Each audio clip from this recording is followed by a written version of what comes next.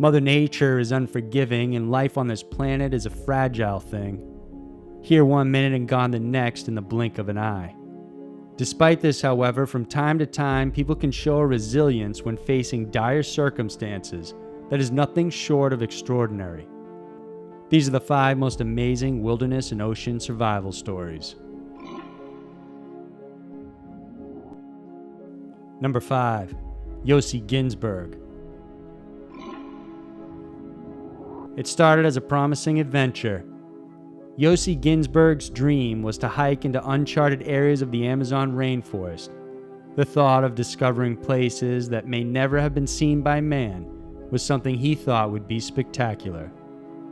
In 1981, at the age of 21, after serving in the Israeli Navy, he headed out to South America to make his dream become a reality. Along the way, he met some new friends: Marcus Stam from Switzerland, Kevin Gale, an American photographer, and Karl Ruprechter, an Austrian who claimed to be a geologist in search of an indigenous tribe, and that he knew how to get them into the deep jungle. Despite hardly knowing each other, the 4 set out on foot for the remote heart of the Amazon jungle. They stopped at various isolated villages and towns to restock on supplies and food. The villagers warned them of the dangers of their path, but they pressed through in the dense jungle regardless. After several days of hiking and no more villages, they eventually ran low on food, and that's when the group discovered that Carl was not a geologist at all, but a criminal looking for gold, and that he had no idea how to reach any remote indigenous tribe or where he was going. With distrust and stress high, the group split up. Ginsberg and Gale built a raft in order to travel faster, and the other 2 decided to walk because Carl couldn't swim. The men used their raft and floated down the river, but while nearing a waterfall, tragedy struck. They lost control when the raft broke apart, sending them into the water. Gale managed to head to the shore, but Ginsberg got caught in the current and fell over the waterfall. Gale was stranded for a few days until local fishermen rescued him, but Ginsberg, for the first time, found himself alone, so he tried heading upriver to find Gale. For days, he traveled and was in constant danger from being eaten by beasts of prey, and suffered heavily from being bitten by red ants as his body began to break down. Twice he fell chest deep into a bog and almost drowned when the area became flooded. He scavenged for food, eating wild berries, raw eggs from nests, and even waited for monkeys to fall so he could eat them. His body was physically breaking down. Leeches would suck his blood while he slept, and his legs began to rot from the infected wounds. He ended up spending 3 weeks alone in that jungle, and without any food. Ginsberg admits that at one point he had a hallucination of a woman who needed his protection. It was this woman that compelled him to do everything he could do to survive. He needed to save her. His feet eventually became so painful, walking became impossible, and he asked God for death so he could finally be at peace. After 21 days, he heard the buzzing of an engine and made his way back towards the river, where his friend, Kevin Gale, was with a local searching for him. He was carried to the boat by the 2 men and ended up in the hospital, taking 3 months to recover. They searched for the other 2 original hikers, but unfortunately, they were never found. Today, Yossi Ginsberg is a motivational speaker and tech entrepreneur who has also built an eco-lodge for the locals that helped him, that will promote tourism without further damaging the rainforest. Number 4. Debbie Kylie. It was October of 1982. Debbie Kylie was a 26-year-old sailor who went out with 4 friends on a boat on a routine trip from Maine to Florida. From the onset, though, she noticed that there was something wrong. The skipper was lazy, 2 men on the boat kept bickering, and the 58-foot sailing yacht they were on, called the Trashman, wasn't properly maintained. They made a stopover in Annapolis, Maryland, and it was here on their next leg when they were caught in a fierce storm. The boat was tossed in strong 60-knot winds and huge 40 to 50-foot swells. They barely had time to let the Coast Guard know they were having trouble, let alone inflate a life raft, when the yacht sank in open waters. For the next 5 days, the 5 survivors clung onto a dinghy, and one by one they succumbed to their deaths. The skipper and another man drank seawater out of thirst.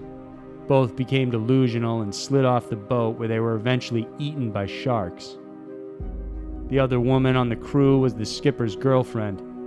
She didn't like boats, and on the night of the accident, she suffered a horrible wound to her leg and soon died. After 5 days, Debbie and another male named Brad were finally spotted by a Russian freighter that brought them back to the U.S. Debbie would go on to write 2 books about the ordeal and is an active speaker and humanitarian today. Number 3. Joe Simpson and Simon Yates. For Joe Simpson and Simon Yates, the mountains were home. The 2 young men were in Peru in 1985, climbing the remote Sula Grande. Simpson was 25 years old and Yates was 21 at the time. The 2 reached the summit 2 days after leaving base camp, but they say getting up is always easier than coming down. The next day, while descending, Simpson slipped and fell. The impact was so severe he immediately knew he broke his leg, and by then he thought he was as good as dead. Being a climber, he understood it would be near impossible to find help and be rescued up in the mountains. Simpson would say that Yates should have left him, but instead he tried to help him come down the mountain. Yates gave him drugs for the pain and then tied him into a bucket seat and lowered him down the mountain slowly. Afterwards, he would climb down himself, and they'd do the same thing over and over again. Near sunset, they decided to try their luck one last time, hoping to find better shelter once they were lower. But darkness came quick, and they were unable to see that below where they were descending was nothing but a sheer cliff. Once Simpson was sent down, he wasn't able to support his body and spiraled out of control. He tried gathering a foothold, but the snow was too soft and his ice pick wouldn't hold. This put a strain on the rope, and Yates could feel Simpson falling faster until the rope jerked, leaving Simpson dangling in space and all the strain on Yates. Freezing and straining for over an hour, Yates was trying to ward off any movement that could send them both to their deaths. Then, without warning, the snow seat Yates carved himself started to give, and he knew he had to cut the rope, otherwise he would die too. When the rope was cut, Simpson miraculously landed on a ledge and onto soft snow instead of the deep crevice 5 feet to his right. Yates, meanwhile, despite shock and exhaustion, continued heading to base camp the next morning. He looked over the cliff for his friend, but couldn't see anything and thought he had fallen to his death. Simpson managed to pull his way from the snowy cavern and spent the next 4 days without food and water, crawling 6 miles downhill over large boulders to reach base camp. When he finally got there, he was severely dehydrated and thought Yates had left camp and that he would die alone. But he hadn't left yet, and Simpson was in disbelief when he heard his friend call out his name. The pair eventually managed to reach civilization. Doctors who operated on Simpson said he would never climb again, but he ended up disproving them by climbing the Andes years later. Simpson holds no blame for what his climbing partner did. In fact, the first thing he did when he got back to base camp was thank him for trying to save his life. Despite many condemning Yates for what he had done, the truth is that when that rope was cut, Yates inadvertently saved both their lives. Number 2. Vals Rude. Part of the Norwegian resistance, Vals Rude was trained by the British in special operations to assist in helping free his country. On March 24, 1943, Jan, with 10 other comrades, sailed aboard a 75-foot fishing vessel named the Brathholm on a mission to destroy a German air control tower. The group was given the name of the store owner to contact, but what they didn't know was that their real contact had died, and the replacement was someone who sympathized with the Germans. Soon after landing, the Germans ambushed the ship, but it was filled with explosives for the mission, and since their cover was blown, the men decided to detonate them, hoping to buy some time for them to escape. The men's lifeboats had already been destroyed by the enemy soldiers, which left them in open freezing waters, frantically swimming to shore. Jan somehow managed to make it, but most of the other men were rounded up and killed. He then marched for days in the desolate cold, walking mile after mile on unbroken snow with only one boot. His main thought was to get to the safety of Sweden. At times he would march for as long as 28 hours straight in enemy territory. Farmers and people he met along the way who were sympathetic to the Norwegian cause for freedom sustained him. He would knock on doors, sometimes near death, not knowing if the person inside would help him or turn him in. Among his helpers was a man who outfitted him with skis and boots, rowing him to another shore at night to avoid German sentries. Just as it seemed the rest of his trip would be a bit easier now with the new equipment, a blizzard struck. Jan found his eyes frozen shut and he had trouble breathing. Not being able to see anything, he ended up climbing a 3,000-foot high mountain without even realizing it. After 3 days of wandering, he stumbled across the small village of Furroflaten. Spotting a house, he tumbled inside, and to his luck, it was the home of Marius Granvoll's sister.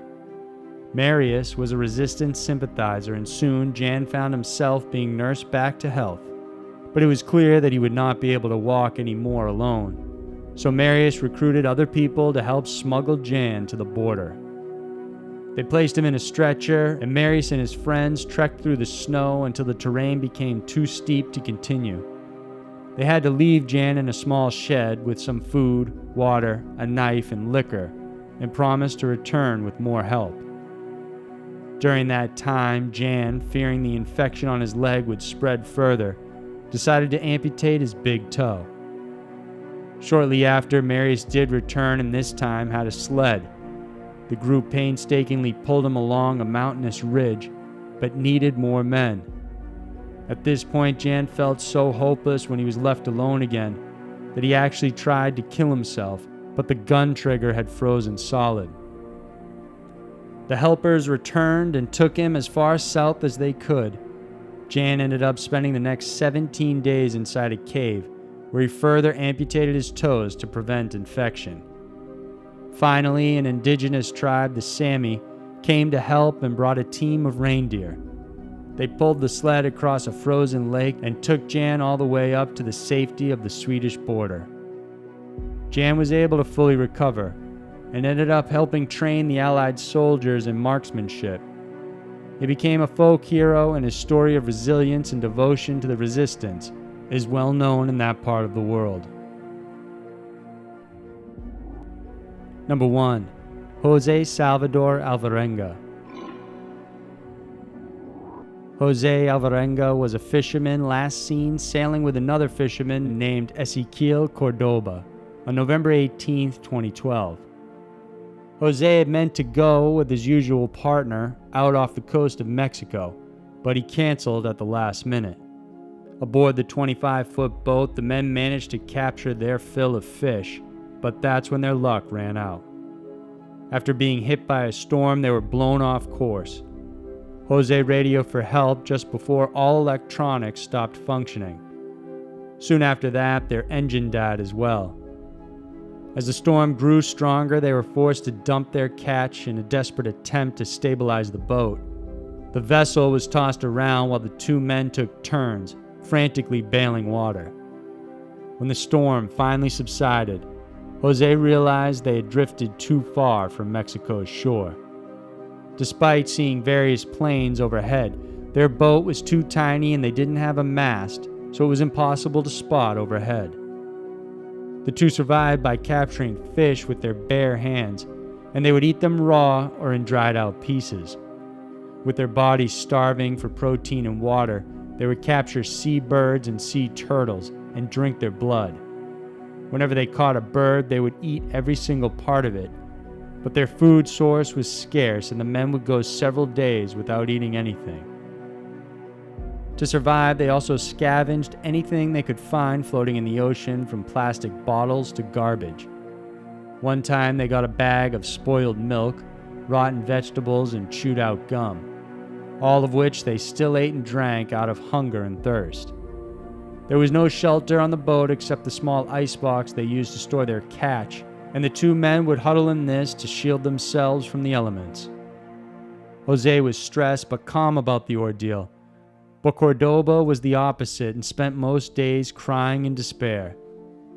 Jose tried to console him, telling him they would be rescued eventually, but Cordoba had already begun his physical and mental decline. At some point after getting sick from eating a raw bird, he completely refused to eat anymore. They promised one another that whoever would survive would visit the other's family, and soon after, Cordoba passed away. Jose slid his body into the water days later. Even though he suffered guilt and even envy for his friend's passing, his fear of committing suicide was even greater. Now alone, this man kept himself busy by letting his imagination run wild. He would dream of fantastic food or walk around the deck of the boat pretending he was wandering the world. He did anything to keep his mind occupied and track time by using lunar cycles, for which he counted an amazing 15 since they were first set adrift. Soon after that, he noticed shorebirds whizzing by and saw a small tropical island emerge from the blue waters. He had landed on a Marshall Island and was finally rescued when a couple living there found him. He was taken to the hospital and nursed back to health, and he kept his promise to Cordoba and visited his mother to deliver his message. It's estimated he traveled somewhere between 5,500 and 6,500 miles during the ordeal, and survived an unbelievable 438 days adrift on the open ocean. So there were the 5 most amazing wilderness and ocean survival stories. Surviving the elements takes grit, strength, and a lot of luck. But more than any of those, as these men and women have shown, it takes a determination and a will to push on, no matter how dire the situation may seem. If you like this video, then please let us know by hitting that like button, and remember to subscribe so that every week we can bring you a new Scary Mysteries video to check out. Thanks for watching, and I'll see you next week.